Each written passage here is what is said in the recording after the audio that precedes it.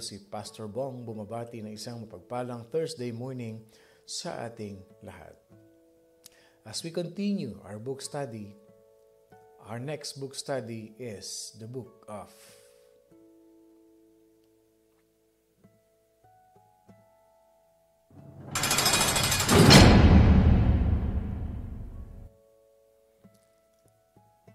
Numbers.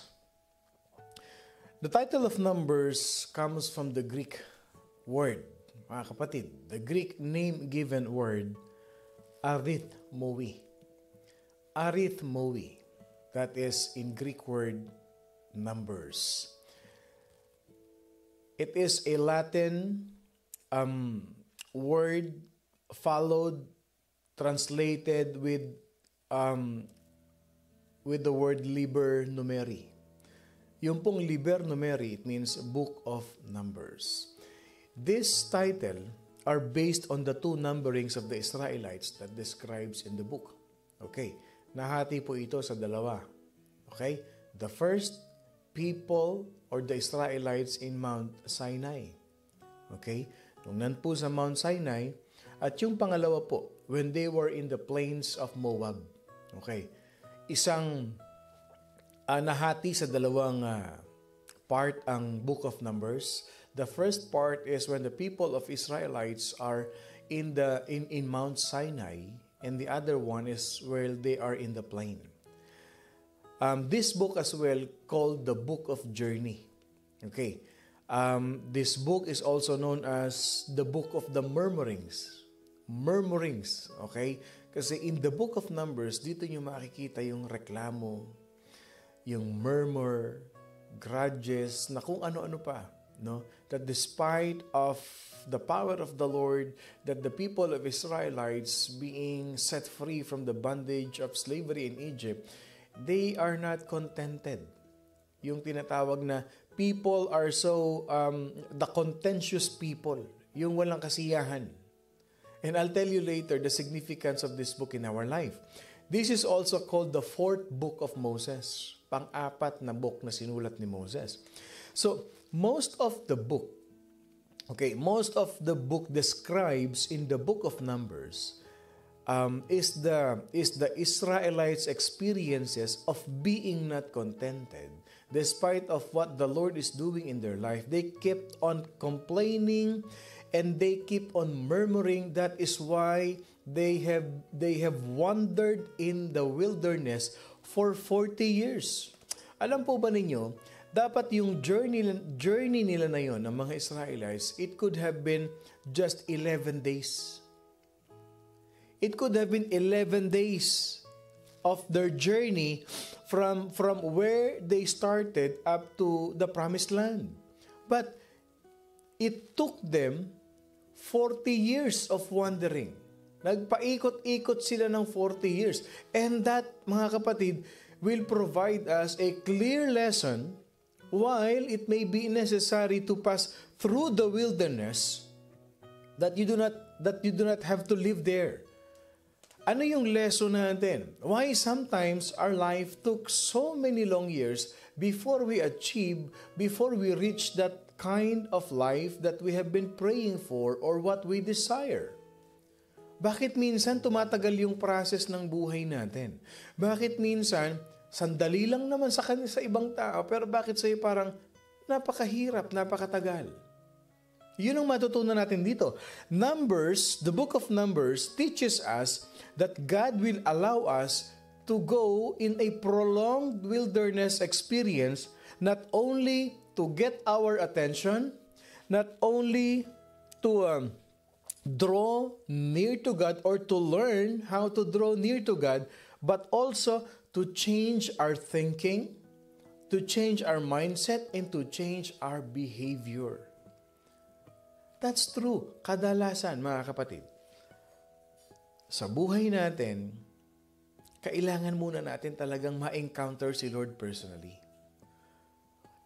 The Lord sometimes allow us to wander in the wilderness for us to know Him better. At para mabago yung ating character, yung ating behavior. It is not merely through self-examination, But sometimes we need to see the problems and to know ourselves thoroughly. Makilala natin talaga yung sarili natin. But unless we change our response to God in some way, we will never benefit fully from the wilderness experience or to grow. Hanggat hindi mo nakikilala, hanggat hindi mo alam kung ano, sino si Lord sa buhay mo, hindi ka makalalabas sa wilderness experience mo na yan. That is why every day sa morning devotion, ano ba ang lagi kong sinasabi sa ating lahat? We have to go to know God deeper. I want all of us here in morning devotion to have a deeper relationship with God. Knowing God is a thing, but having a true relationship, knowing God deeper in your heart, mga kapatid, is another thing. Magkaiba yun. Iba yung may pananampalataya ka sa Panginoon Diyos. You have faith in God, but it is another thing to know deeper the Spirit and the truth about God. Because many people, they know God, but they don't live the Word of God. Most people, they worship God, but they don't really have God in their life. Kaya nagtataka sila. Maybe some of them will ask question, nagsisimba naman ako. I go to church every Sunday. I make sure that I'm there and I finish the sermon. But why is this kind of thing happening in our life? The question is this: why are you still in that wilderness experience? Probably because you don't really know God yet. That is what happened to the people of Israelites. A short journey took them, what? 40 years of wandering in the wilderness because God wants to get their attention. Sabi ni Lord, I want you to know me first before I allow you to enter the promised land. Walang pinagkaiba yan. People are tent. We were born destined to become a leader. But you have to discover your leadership first. And secondly, you have to develop your leadership. And thirdly, you have to demonstrate your leadership. It's not the other way around. You discover that you have a leadership and yet you demonstrate it immediately. That's not the process, mga kapatid. Kasi once you know that you are designed to be a leader, kailangan mo munang i-develop yun. You need to develop humility. You need to develop a lot of things. You need to develop your character. You need to develop your prayerful life. You need to develop your intimate relationship with God before you demonstrate your leadership skills. Same thing in the life of the Israelites. They need to develop first the relationship with their God. They need to develop the relationship with God before they enter the promised land. Kasi pag hindi nila pinagdaanan yun, pag hindi nila nalaman yun, pag hindi nila na-experience yun, isipin niyo there's a lot of miracles that God did before they went out from Egypt, but yet, still, they murmur, they complain, they're not contented, and they doubt the Lord. Nagpadala na si Lord ng plague sa Egypt in the book of Exodus, and even the Lord departed the Red Sea. But when they were able to cross, complain pa rin sila ng complain. Buti pa dun sa Egypt, kumakain kami doon ng vegetable, kumakain kami ng chicken, may meat kami doon. But here, what we eat is just manna. Everyday manna, manna, manna, manna, pugo. See? Instead of appreciating or being thankful and grateful to God, nagko-complain pa. Like for some of us, for some Christians, church, come on. Look at the blessings of the Lord in your life. Don't look at what you're experiencing right now. Look back how God set you free. This is the book of Numbers, and I'll tell you later the powerful lesson theme of the book of Numbers as we continue. On the other hand, mga kapatid, God allows us to have that wilderness experience to surface what is really the intention of our heart. Minsan, God allows a lot of problems, mga kapatid, so that we will know how to respond to God, so that we will know how to respond to problems. Trusting God. Whatever comes, trusting God. Whatever God wants us to do, whatever God is instructing you, trust God alone. To Him alone, not on anything else. Kay Lord lang, full dependency on God. Church, we have to learn. Kasi hanggat hindi natin sink in, hanggat hindi natin nade-develop talaga yung intimacy kay Lord, ang tendency natin ganito. We tend to complain, to murmur, and to turn our backs away from God. That's possible. And I'm sure some of us, we have experienced that kind of thing. Nung medyo maganda ang takbo ng buhay, hallelujah, praise the Lord. Pero nung binagsakan ng matinding problema sa buhay, galit ako, nasaan ka, Lord? Diba? Church, whatever happens. So the book of Numbers is the events recorded, mga kapatid, 1 year after the Exodus thing. 1 taon na nakalabas sila. Okay? 1 year na nakalabas sila sa Egypt. The first 10 chapters of Numbers, it contains legal instructions and a record, yung tinatawag na a record of census or numbering. Okay? Kaya numbers yan eh. Record of census yan, kung ilang tao, kung sino yung mga anak nito, ilan ng elders, ilan ng lalaki, ilan ng babae. Kaya book of Numbers. No? Yung first 10 chapters niyan is all about the numbers. Okay? And the remaining of the book of Exodus, the Israelites, was their wandering in the wilderness as their complaints and their rebellion against God, against Moses. That's what the book of Numbers is talking about. Now, going through the heart of the book of Numbers, I'd like to tell you this. The book of Numbers clearly says practical applications in our life. This is what the book of Numbers says. Beware to whom you listen. Yan ang theme ng book of Exodus. Yan ang tinuturo sa atin. That is how we can apply the book of Exodus in our life. Beware to whom you listen. Sa Tagalog, mag-ingat kayo sa mga pinakikinggan ninyo. Mag-ingat kayo. Mag-ingat kayo. Maging maingat, maging vigilant, always be careful, always pray to God for discernment, for you to discern whatever the words that you will hear, whatever news that you will hear, whatever stories that you will hear, be aware and be careful, mga kapatid. The book of Numbers begins at Mount Sinai. Chapters 1 to 10, the instructions, the communications, and the numberings which happen in Mount Sinai. Okay. God follows them. From chapter 1 to 10, God is always following them. Because God is preparing the Israelites to enter the promised land. Okay.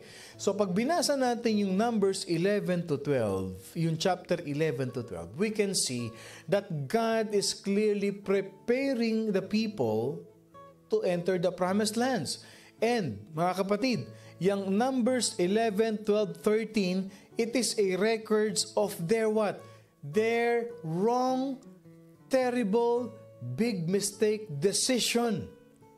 Nakakapanghinayang. Same thing in our life.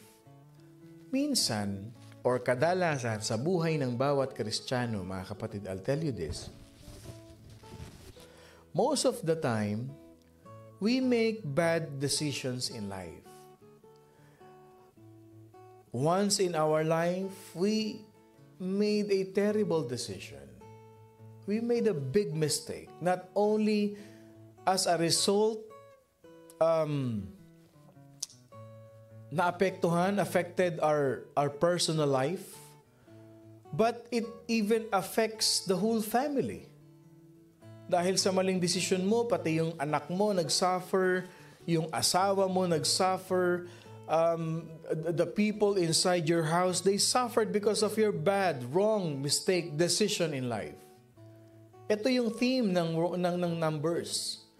In 11, 12, 13, it records their terrible decision. Pastor, ano yung maling desisyon na ginawa nila? What was that terrible, big mistake decision that they did?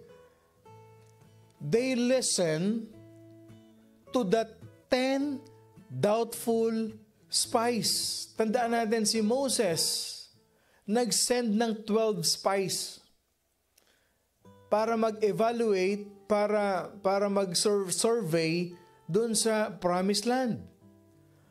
They were 12. And this doubtful 10 spies, they delivered a bad news out of their doubtfulness. Instead of the two, which is Joshua and Caleb, who encouraged them to possess the land. Ano sabi ng 10? Hindi natin kaya. We will not be able to defeat them, though we are great in numbers, but these people are giants. Ang lalaki nito. They're gonna prick us like insects. No, we cannot defeat them. It's impossible. We cannot enter Promised Land. We cannot live a happy life because we will be facing giants in front of us. But God intended them to conquer the Promised Land. God intended you to have a blessed life. God intended you to have a bountiful life, a favored life, a life full of blessing, a life full of encouragement with the Word of God, with the Lord. God intended you to have a great family, a good family. God intended you to live a blessed life. But until you fight those giants in your life, you will never conquer your Promised Land. Okay. Sa buhay natin, merong inaalis si Lord sa buhay natin na kailangang alisin kasi yan yung giants na naghihinder para ma-conquer mo or ma-conquest mo, para ma-achieve mo, makarating ka sa Promised Land mo. Maraming Promised Land ng buhay natin. Gusto ni Lord maging maginhawa ang pagtatrabaho mo, mabigyan ka ng magandang trabaho, mabigyan ka ng magandang pamilya, magandang buhay. But these giants in your life that you think cannot be defeated is hindering you to step on your Promised Land. Sabi ni Lord, tanggalin mo na yung bisyo mo na yan. Alisin mo yung bisyo mo na yan. In that way, you will have a good health. Makakapag-serve ka ng maayos, alisin mo yan, makinig ka sa akin. Pero it seems that it is a giant in your life. Di ko kaya eh. Hinahanap-hanap ng katawan ko, gustuhin ko man. Talagang hinahanap ko na tuwing hapon, gusto ko medyo umiikot ang paningin ko at pampasarap ng tulog. Hindi ko talaga kaya eh. Giant ng buhay mo yan. Yung mga bisyo na yan. Pastor, hindi ko talaga kayang hiwalayan eh. Hindi po pwede. Mali yung ginagawa mo. You have to end that relationship. There are giants of relationship in your life that if you will not defeat that giant, you will be enslaved by that giant and you will be wandering in your entire life. God wants you to have your own family. God wants you to have a happy life, hindi yung nagtatago ka. So God is telling you, defeat that giant, cut that giant in your life so that you can have a wonderful life. Hindi ko po kaya, Pastor eh. Bakit naman? Ang pogi. Hindi ko kaya, Pastor. Jackpot ako rito. Ang ganda eh. Oo nga, nandun na tayo. But mali. At yung mga magagandang buhay na nangyayari sa mga maling relationship, sa comics lang nangyayari yan. Sa Bible, hindi yan totoo. There are many giants in your life.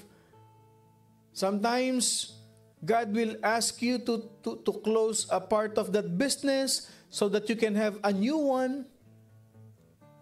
Sometimes the Lord wants you to go through to it, defeat that giant so your business can be prospered. Maraming ginagawa si Lord sa buhay natin. The reason why you are still wandering around is because God is teaching you. God wants you to identify the problem before you enter that promised land, before you receive the favor of the Lord. So what happened? The people of Israel, they tend to listen to the 10 doubtful spies. Pero si Joshua, si Caleb, because they believe, they have faith in God, walang giant sa akin. I have God in me. I can do all things through Christ who strengthens me. Make that as your verse. Walang imposible. Walang imposible, kapatid. The people were afraid, and because of their fear, they did not trust God to keep His promise to go with them to give them the land. And the last part of the book, which Numbers 14 to 36, it tells of their 40 years of wandering in exile because of their unbelief. I'll tell you this, if you will keep that unbelief attitude in your life, you will never achieve step on your promised land. Sometimes, I've experienced many things, many times of, paano naman ako susunod, Lord? Imposible naman yung pinapagawa mo sa akin. Parang hindi naman yata kapani-paniwala yan. Yes, sometimes it seems so absurd, impossible. You just want me to follow you? When I can see in my own eyes that these things are impossible to happen, impossible to do, what do you want me to do, Lord? You want me to do an impossible thing under the sun. Church, I'll tell you this. The Lord has promised to bless you. The Lord has promised you to give you an appointed future. For I know the plans I have for you, declares the Lord. Plans to prosper you and not to harm you. Plans to give you hope and a future. He wants you to spend eternity with Him. Church, the blessings that used by the priest for Israel is for us too. Para din sa atin yun. The blessings that was given to Abraham, Isaac, and Jacob, and we are the descendants of Abraham, we are descendants of Isaac and Jacob, that blessing also flows in us, available in us, achievable to each and every one of us. All you have to do is to believe. Beware of whom you listen. Sasabihin nila, pakanta-kanta ka pa sa church na yan, hindi ka nababagay dyan. Ganyan ka pa rin. Imposible ka nang mabago. No. I know you since we were elementary. Kilala kita, yan ka na, hindi ka na magbabago. I've heard the same thing. But I believe in God. Naniwala ako sa Diyos na bibigyan niya ako ng panibagong buhay. Bibigyan niya ako ng bagong identity. that He will use me for His glory. Gaano ka man kasama, gaano man kapangit ang pagkatao mo, He will break you into pieces and He will again rebuild you with the potter's hands. Beware to whom you listen. Sinasabi nila na ganyan na lang ang buhay mo. Alam mo, kung ako sa iyo, itigil mo na yung negosyo mo na yan. Walang mangyayari dyan. But here you go. I believe in my God. Naniniwala ako sa Panginoon. Ibabangon niya, itatayo niya, at pagpapalain niya. Wala na mangyayari sa marriage mo. Ganyan na talaga yung asawa mo. I-give up mo na yan. Iwan mo na yan. Maghanap ka ng iba. That's the pattern of the world. Pag hindi ka na masaya, iwan mo, humanap kang iba. Pag yung nahanap mo masaya ka, hindi ka na uli masaya, iwanan mo, humanap ka ng iba. No. The principle of God is this. Put me in the center of your relationship and nothing is impossible with me. No. Maaayos pa tong marriage na ito. Titino pa yung anak ko. Makakatapos ng pag-aaral ang anak ko. Because I trust in God. I will never listen to those negativities. I will listen to the positivities of God alone in my life. Minsan ang buhay natin, we need to surrender, we have to surrender, we have to give up. But I'll tell you this, pag habang may Diyos, may pag-asa. The blessings of the Lord will always be there for you as long as you trust God to work in your life. Numbers 6:24-26. The Lord bless you and keep you. The Lord makes His face shine upon you and be gracious to you. The Lord lift up His countenance upon you and give you peace. Sister Eileen, pakitranslate mo nga sa Tagalog, please. Kapatid, the presence of the Lord will always be there for you, even in your tight situation. If you just trust God. So how important to take those words as our own? Relying on God to fulfill them even when we face challenges. Gaano ka-importante ito, kapatid? Na mabuhay tayo sa salita ng Diyos, na ariin natin sarili natin, na ariin natin na isipin natin na yung salita ni Lord na yan, para yan sa akin. Para sa akin yan. Mine. Kung kayo ay magmamine, yan ang i-mine ninyo. Numbers chapter 6:24-26. Okay? Kung marami sa atin dito yung bumibili sa mga online selling, kung ano man yung bili kayo ng bili, ito ang dapat nyong i-mine. Numbers 6:24-26. Babasahin ko ulit ha. And I want all of you, yung masipag mag-mine dyan, i-mine nyo to. Okay? Type in the comment section, that's for me. Type nyo in the comment section, mine. Numbers 6:24-26. The Lord bless you and keep you. Say mine. Declare nyo, mine. That's for me, Pastor. The Lord bless you and keep you. The Lord make His face shine upon you, mine. And be gracious, mine.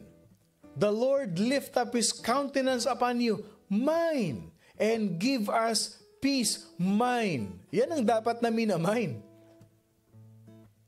Mine, i-mine. Kapatid, ulitin ko ulit. Babasahin natin sa Tagalog ha. And I want to see all of you mind this. Okay, uulitin ko ha. Pagka binanggit ko yung word na yon, mine. Pagpalaing ka nawa at ingatan ni Yahweh, mine. Kahabagan ka nawa at subaybayan ni Yahweh, mine. Lingapin ka nawa at bigyan ng kapayapaan ni Yahweh. Mine and mine and mine. Grabe, kapatid. Pag bumili ka sa online selling at nag-mine ka, you need to wait 2 to 3 days before you receive that item na binili mo. nabawasan ka pa, nagastusan ka pa. Pero itong umaga na to, nag-mine ka, the moment that you declare mine, tinanggap mo na. Hindi ka pa nagastusan. Kumita ka pa, tumubo ka pa. Ilan sa atin naniniwala, the moment na nag-mine ka, dyan sa verse na binasa na natin na yan, mga kapatid, how important, gaano ka-importante yan, that you take that words as your own.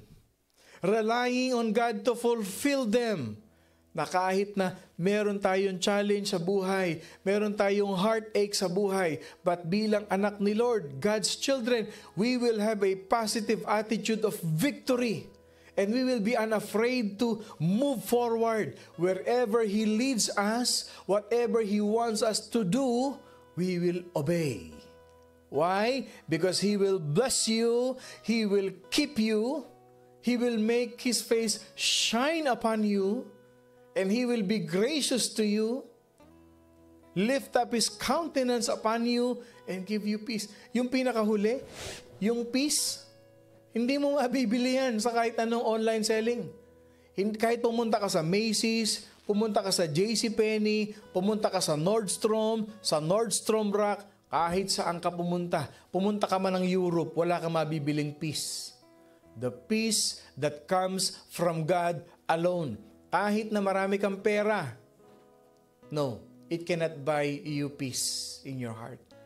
Only the Word of God, only the blood of Jesus, only Jesus in your life can give you peace that transcends all understanding. Beware to whom you listen. Listen to the Word of God. Listen to the voice of the Lord and obey the commands of God. Listen. Most of all, listen to Him and to Him alone. O, punta na tayo sa ating key theme. Yung theme natin. Okay. The key theme for the book of Numbers is trust God's Word. Even when challenges appears in our life. Trust God's Word. Beware to whom you listen, but you only listen to God's Word. Why? God's Word contains promises, and those promises are unchanging and undeniable. Wow! Wow! Wala tayong ibang pagtitiwalaan kung hindi ang salita ng Diyos. Dahil ang salita ng Diyos hindi mababago, hindi magbabago, at kailanman hindi pwedeng baguhin. And it is undeniable. Wow! Heaven and earth will fade, but His Word will still remain. What is our challenge? What is our key challenge? We have to determine to trust God and claim His promises to bless you, to keep you, to smile upon you, and give you peace. That is our challenge. Determine to trust God and claim His promises to you, to keep you, to smile upon you, and give you peace. Kailangan mong malaman, kailangan mong matutunan ang pagmamahal, ang pagpapala ng Panginoon Diyos sa buhay mo. Now, ano ang ating key verse? Our key verse for today, mga kapatid, is number 6, 24 to 26. The Lord bless you. The Lord make His face shine upon you and be gracious to you. The Lord lift up His countenance upon you and give you peace. Wow! What an amazing verse. Kapatid, naniniwala ako that this lesson today tumatago sa puso mo. I know, I can feel, I believe, I can discern that this messages is in your heart right now. And if it is, declare it. Say amen. Yes, Pastor. Tagos sa puso. Tagos sa baga. Tagos sa internal organs ko, Pastor. Tagos ang mensahe ng Panginoon. And if it does, I want you to declare amen. Amen. And amen. And amen, Lord. Tagos, Lord. Unawang-unawa ko sa puso ko yung mensahe ng Panginoon ngayong umagang ito. Magandang umaga po sa inyong lahat muli. Ako po si Pastor Bong, bumabati ng isang mapagpalang Thursday morning sa inyong lahat. Lagi niyo tatandaan mga kapatid, beware to whom you listen, just listen. The Word of God. Listen to the voice of God. At wag na wag niyong kakalimutan, we are blessed by God.